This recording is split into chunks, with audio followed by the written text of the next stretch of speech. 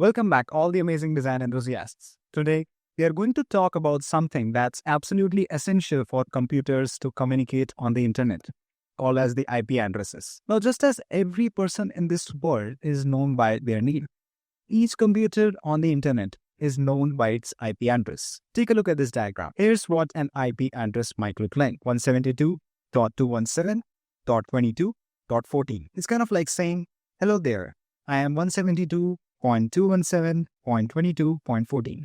This is the way computers introduce themselves to each other on the internet. But sometimes an IP address might look even more complicated, something like this. Well, that's a very horrible name, right? It's no wonder we use domain names like sweetcody.com instead of remembering these long string of numbers. IP address come in different formats like IPv4, which looks like the first example, or IPv6, which looks like the second example. The key point is that every device connected to the internet has a unique IP address, ensuring that the data knows where exactly to go. Think of it like sending a letter. If you don't have the correct address, the letter won't reach the person you're trying to contact. Similarly, if you don't have the correct IP address, the data won't reach the right computer. IP addresses are foundation of how the internet works, making sure billions of devices can communicate with each other without getting lost. Welcome back, design enthusiasts. In this lesson, we are going to explore how your browser finds the right server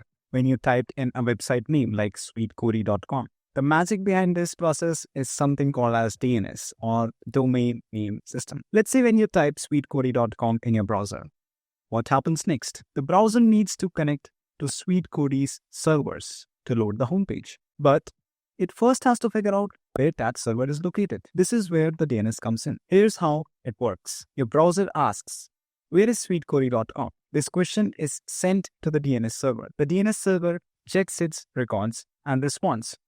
It's at 10.2.3.12. Now your browser knows the exact IP address of the SweetCody's server. Finally, your browser uses this IP address to connect directly to SweetCody's servers, and the homepage loads on your screen. So the DNS is just like a phone book. When you enter a website name like sweetcody.com, the DNS takes that name and looks up the corresponding IP address of the server. Without DNS, you would have to remember the IP addresses of every website you want to visit. That would be cumbersome, right? Imagine having to recall something like 10.2.3.12 instead of just typing sweetcody.com.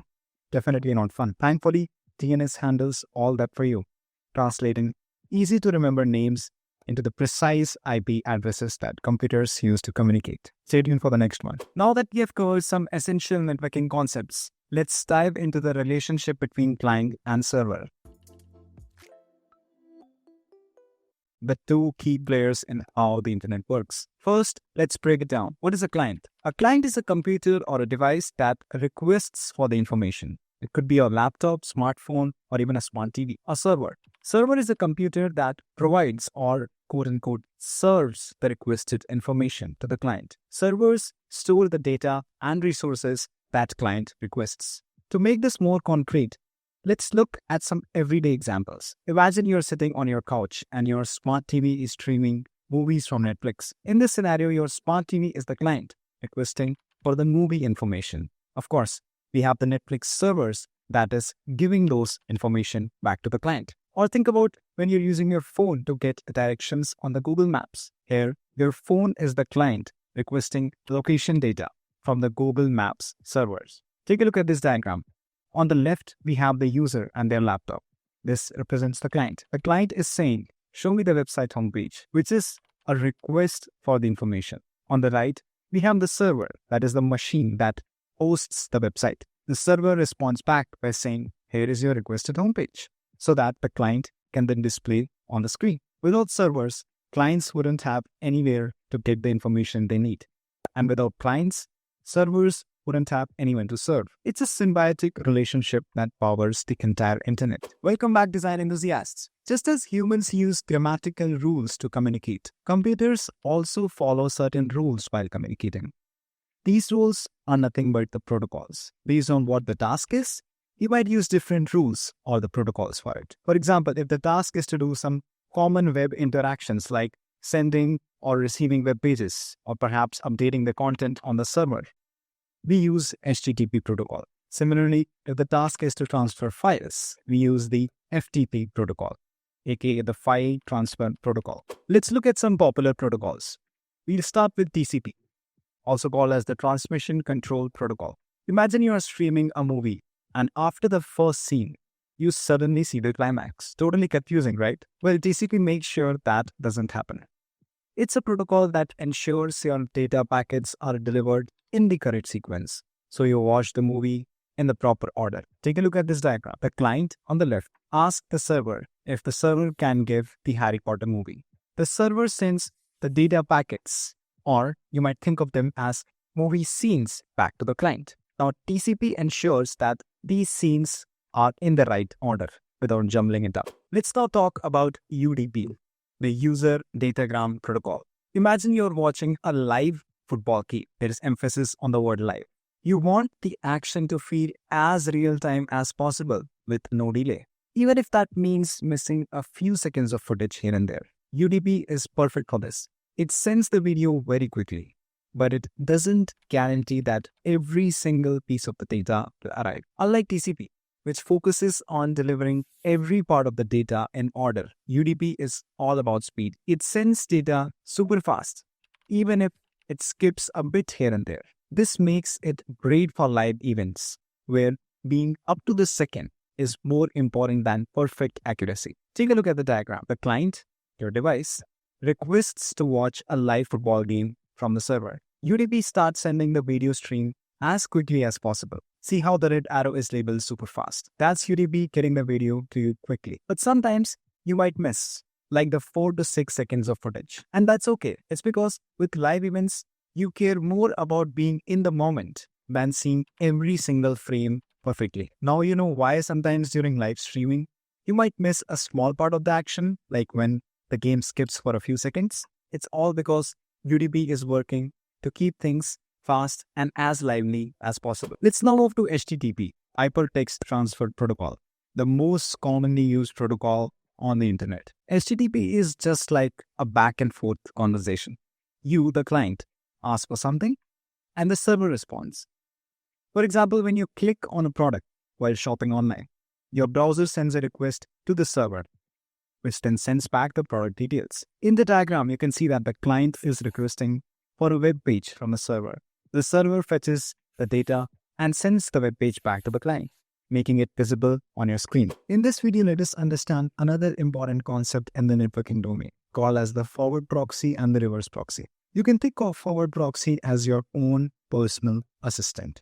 I'll give you an example. In the image, you can see that you are the client and your assistant is the forward proxy. So let's say you need to have vegetables. What do? You ask your assistant to get the vegetables from the market for you. He will head out, grab the veggies, and bring them back to you. Similarly, in the internet world, when your computer, aka the client, when it needs something from outside or from the internet, it would just ask the forward proxy to fetch it. The forward proxy goes to the internet, gets the required data, and brings it back to your computer. Now let us try to understand reverse proxy. Understanding reverse proxy is very similar to understanding forward proxy, but with an exception that this time you can imagine the reverse proxy to be a personal assistant, but for your family, not yourself. So what does it mean? Let's take an example. Assume that the external world is trying to contact your family. Now, in this case, all these requests doesn't have to go directly to your family, but instead, it would go through your assistant. So the assistant would first decide, which requests or which calls are important. It would perhaps filter the non-important or the unnecessary calls. Eventually, it would forward only the appropriate or the right calls to the corresponding family member. Similarly, the reverse proxy in the digital world sits between the internet and the servers. By the internet, you can imagine the outside world.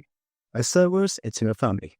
And here is the reverse proxy, which is the assistant for your family or the servers. So how does it work? Whenever there is a request from the internet, the reverse proxy would first receive it. It would filter the non-important or the unnecessary requests. Ultimately, It would forward the important requests to the appropriate service. Lastly, let us discuss about WebSockets protocol. In the traditional protocols like HTTP, the communication is one directional. What do we mean by one directional? It means that the client sends a request and then the server responds back. But with WebSockets, the communication is bidirectional. This means both the client and the server can send data to each other anytime. For instance, think about a live chat application. Instead of constantly asking the server, do you have new message? Do you have new message? WebSockets allows the server itself to push messages directly to the client as soon as they arrive. This makes the communication much more efficient and real-time. In the diagram, you can see how both the client and the server can send data back and forth freely, maintaining a continuous two-way conversation.